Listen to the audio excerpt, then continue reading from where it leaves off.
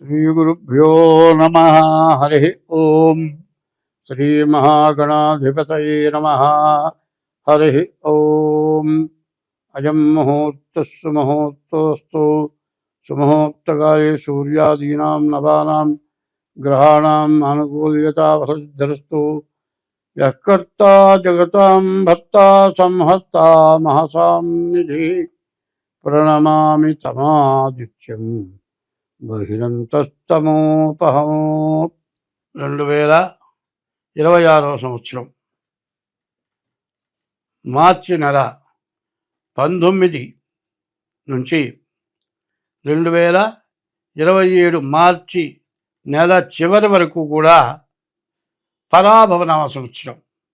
ఈ సంవత్సర ఫలితాలు, ఈ మకర రాశి యొక్క సంవత్సర ఫలితాలు ఎట్లా ఉందో తెలుసుకుందాం. ఈ పరాభవనామ సంవత్సరానికి చెప్పాలంటే కుజుడు, శని, శుక్రుడు తప్పితే ఏ గ్రహాలు పూర్తిగా బాగాలేవు. తర్వాత ఈ రాశి వాళ్ళ పరిస్థితి ఏమిటా అంటే, మరి గురువు 6వ ఉన్నాడు. మరి సరిగ్గా 3 గ్రహాలు కుజుడు, శని, శుక్రుడు తప్పితే ఏ గ్రహాలు బాగాలేవు. పైన పాపగ్రహాలు మరి రవి, మరి గురువు, రాహువు, కేతువు, ఈ 3 గ్రహాలు, బుధుడు, ఈ 4 గ్రహాలు పూర్తిగా చెడుగా ఉన్నాయి.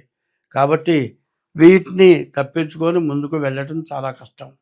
కాబట్టి ఈ రాశి వాళ్ళు ప్రతి రూపాయి జాగ్రత్తగా వాడుకోండి.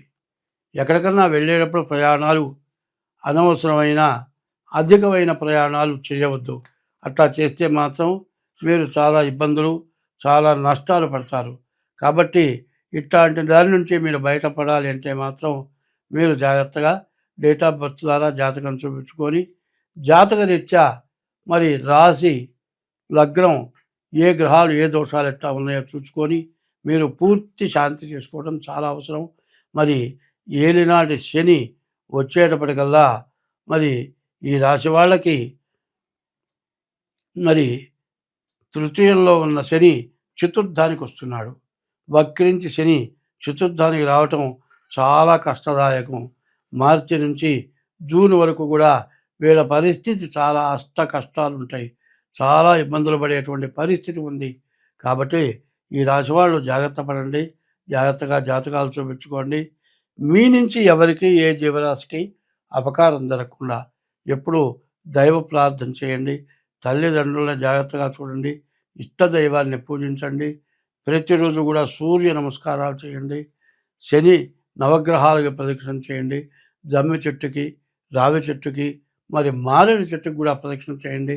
మారేడు దళాలతో ఈశ్వరుని పూజించండి. శనికి ప్రతి శనివారం అభిషేకం చేయించుకోండి. ఇట్లా చేసుకుంటే మీ బాధలు చాలా వరకు పోతాయి.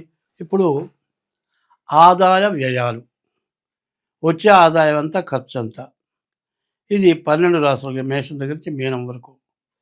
ముందు మేషరాశి 11 ఆదాయం 5 ఖర్చు. వృషభ రాశి 5 ఆదాయం 14 ఖర్చు.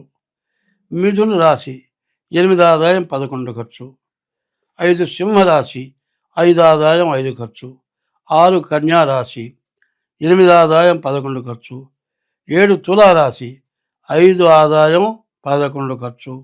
తులారాశి 5 ఆదాయం 14 ఖర్చు. వృశ్చిక రాశి 11 ఆదాయం 5 ఖర్చు. ధనస్సు రాశి 14 ఆదాయం 11 ఖర్చు. మకర రాశి 2 ఆదాయం 8 ఖర్చు. మరి 11 కుంభరాశి 2 ఆదాయం 8 ఖర్చు.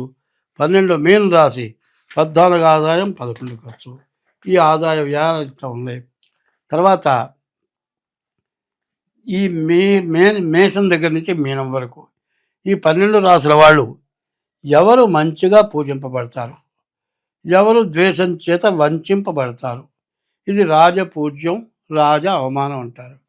గొప్పవాళ్ళ చేత పూజింపబడతాం, గొప్పవాళ్ళ చేత అవమానింపబడతాం. ఎట్లా ఉన్నదో చూద్దాం. మేషరాశికి రాజపూజ్యం 11, రాజా అవమానం 5. వృషభ రాశికి రాజపూజ్యం 5, రాజా అవమానం 14. మిథున రాశికి రాజపూజ్యం 8, రాజా అవమానం 11. కర్కాటక రాశికి రాజపూజ్యం 2, రాజావమానం 11. 5 సింహరాశికి రాజపూజ్యం 5, రాజావమానం 5. 6 కన్యారాశికి 8 రాజపూజ్యం, 11 రాజావమానం. 7 తులారాశికి 5 రాజపూజ్యం, 14 రాజావమానం. 8 వృశ్చిక రాశికి 11 రాజపూజ్యం, మరి 5 రాజావమానం. ధనస్సు రాశికి 14 రాజపూజ్యం, 11 రాజావమానం.